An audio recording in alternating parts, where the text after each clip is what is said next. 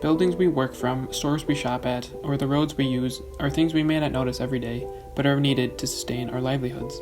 Many of these do require some form of modification to the land and ecosystem in which they were placed. Yet, resources like the energy we use or the materials and supplies for construction come from these different modifications that are made. Alike modifications play a major role in the development and industrialization of the human race. Without the significant level of development we have already made, life as we know it could be unrecognizable. In continuing to develop the abiotic world that surrounds us, the biotic world we once knew will become less lush and less supportive of its biodiversity. So, it is crucial to recognize the environmental consequences of our actions and weigh these against the benefits of the modifications made to our world. In this video, we hope to explain that when we plan to continue to modify our environment, there needs to be a balance of thoughts between the human population and our own behaviors compared to the overall health of the ecosystem in order to limit future environmental consequences.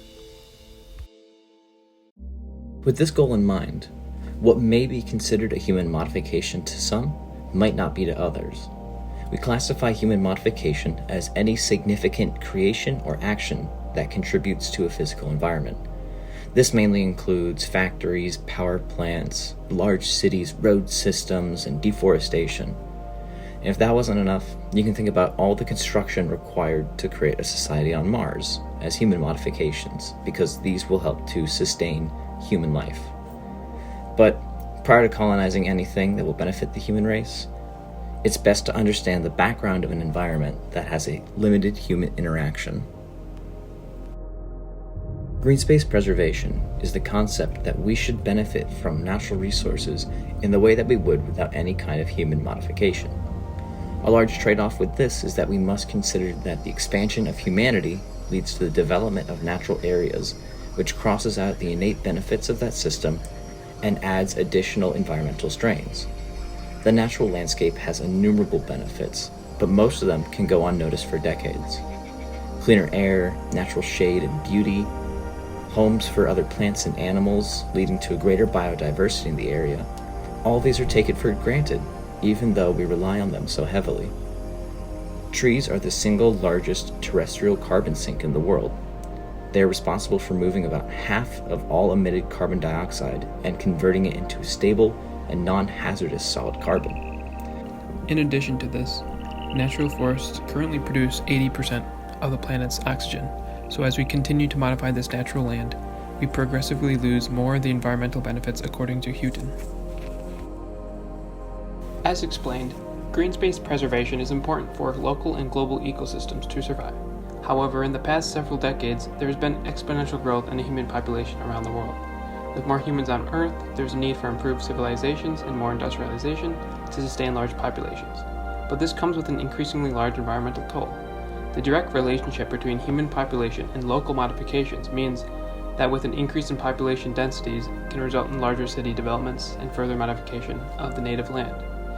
A common socio-cultural issue is this concern of overpopulation, where many of us question what the new way of living will be 50 years from now, and how much we will have to change in our everyday life to fulfill this new way and form of living. An increase in population density results in big city developments becoming the new way of living, which can induce environmental harm if there's no consideration of the consequences of development. Overpopulation has been a very relevant concern over the past decade. In 1982, the global population was roughly 4.6 billion, according to Our World in Data. Currently, the population is at 7.6 billion, but by 2100, the global population is estimated to be over 11 billion people. Already, the Earth has had some difficulties in sustaining the global population, which is evident by food shortages in some regions and the dramatic degradation of the environment in recent decades. Humanity isn't going to fall flat overnight, but future generations may not recognize the world as we currently see it. As a potential solution to overpopulation, China introduced the two-child policy in 1969 as a measure to lower population growth within the country. A decade later, they reduced the number to one child per household, and it remained as such until 2016, when they reintroduced the two-child regulation. Although China has continued to be the most populous country in the world, it also has the third greatest landmass and the most permanent crops on Earth, so it can sustain such a massive population. China has a population density of 378 people per square mile, while the smaller country of India has a population density of 1,066 people per square mile and 1/3 of the landmass, according to the United Nations World Population Prospects. These smaller, more populous countries have a higher risk of seeing the consequences of overpopulation, such as food shortages and degradation of the local environment. The main example of this is overproduction of crops in areas that are unable to sustain repeated cycles of agricultural production. This can turn once lush fields arid and unfarmable, in addition to damaging nearby waterways and local aquatic ecosystems. These negative effects can be mitigated through the use of smarter and more sustainable methods of farming, such as regional production of produce and supporting the use of more diverse crops. Advancement of industry is another large factor in environmental decay. We've reached what has been referred to as an Industrial 4.0 societal model due to the rapid increase in industrialization over the years. As the population grows and we reach further into a consumer model of living, companies need to keep up with the demand for products and always push for the next big thing. There are numerous benefits to living like this, such as the top two manufacturing countries, the US and China, adding a total of $3.8 trillion into the economy. However, economic benefits aren't the only side of things we should be looking at if we were to continue making industrial additions to society. More industrialization to sustain our livelihoods is mainly caused by an increase in population where labor and resource demand is high. Besides the fact that there are now more people and more machines in the world, the cognitive behavior of individuals in developing machines and using them can also lead to environmental concerns. That said, the analysis of past experience in our world has indicated that if we don't carefully design or properly use our processes that we make, the environmental consequences are more likely to occur. Considering that a variety of new advancements still require manual labor, such as control rooms for facility operations, this places more stress on operators for production and safety of goods produced. Human errors can arise and lead to environmental impacts as a result, according to Campbell's Human Factors.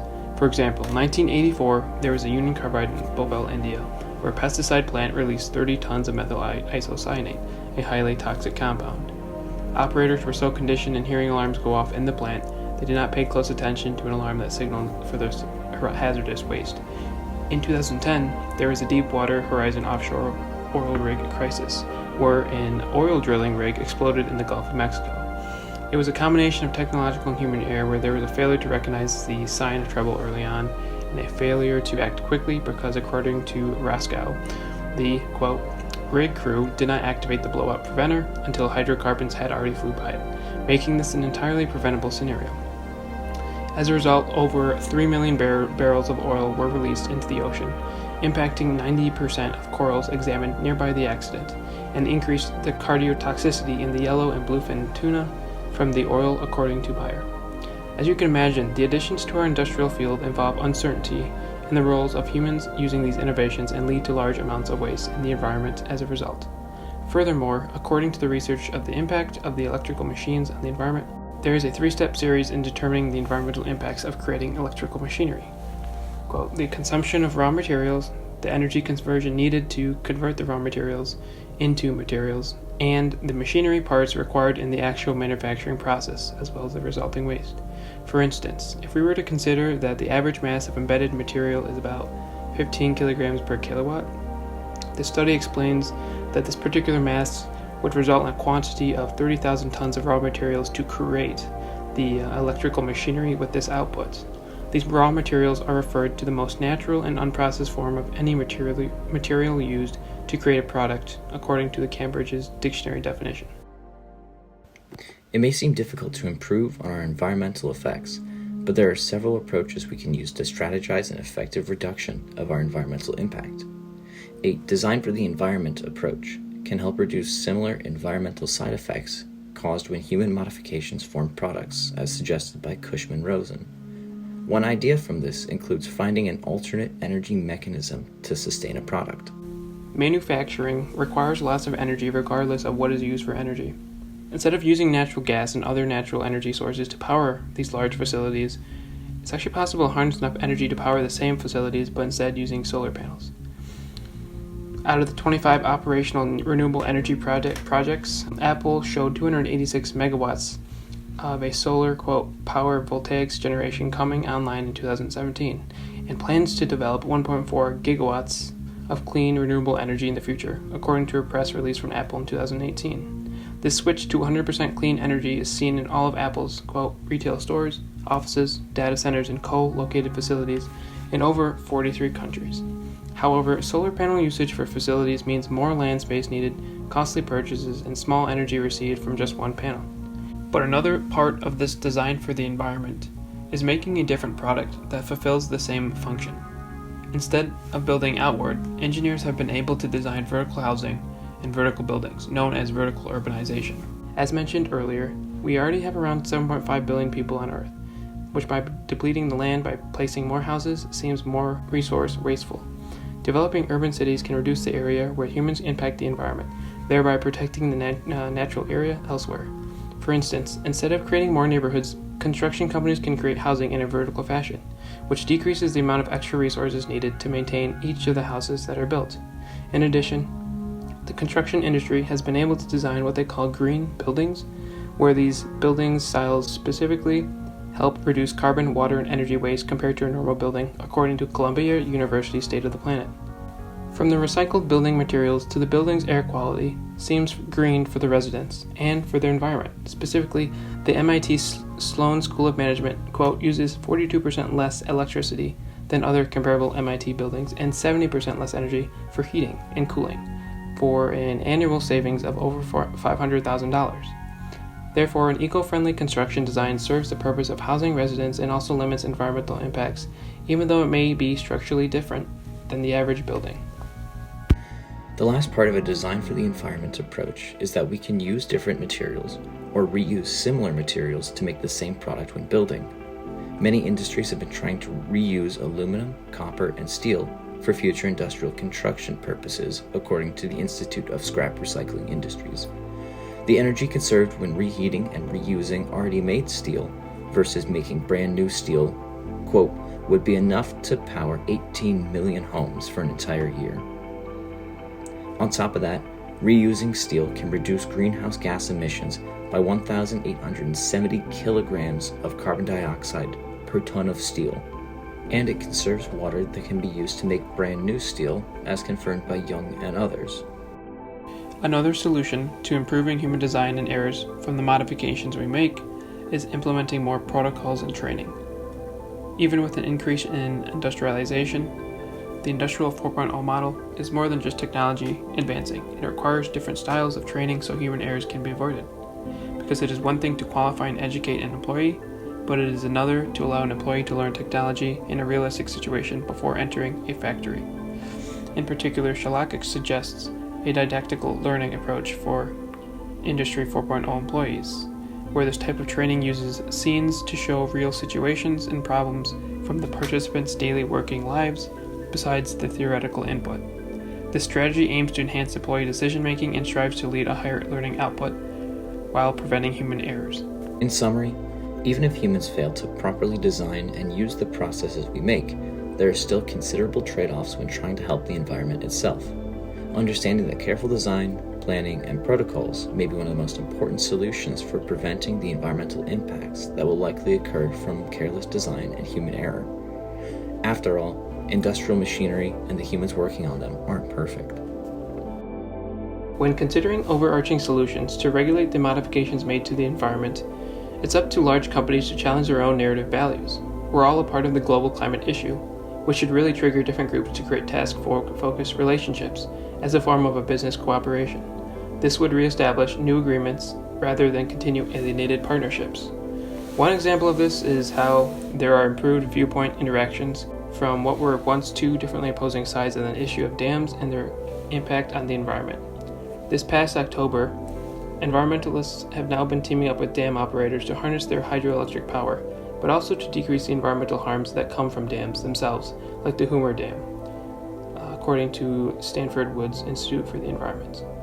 Developing what they define as a joint statement is really a win-win type of collaboration made for this pre-existing conflict. In other words, it appears that when conflict does occur between two different stakeholders, when it comes down to modifications in our environment, there should be more engagement and more discussion to get a result so that both sides are satisfied. Another idea of challenging private companies and their valued beliefs is to understand that building new developments is not always better. For instance, the Department of Energy in 2016 stated that the United States could increase its hydropower by, quote, 50% without building any new dams, where today only about 3% of the nation's 90,000 dams actually generate power. According to the Penobscot River Restoration Trust, it turns out that it's possible to avoid reducing total hydroelectric energy output by removing dams. Working to increase generation capacity of pre-existing dams help to maintain total energy output, while dam removal actually increased the return of sea-run salmon, tripling the amount seen in the prior year, noted in the Portland Press Herald. Continued dam development does not seem to exactly solve the environmental issue, nor does it exactly conserve more energy. But with these ideas in mind, when we do decide to build, we need to incorporate technological advancements to produce similar energy outputs, but in an environmentally friendly manner.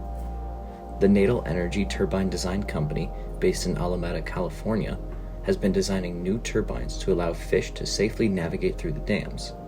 Their idea is that by reducing the sharpness and number of blades on the turbine, it'll reduce the number of fish directly impacted by the blades.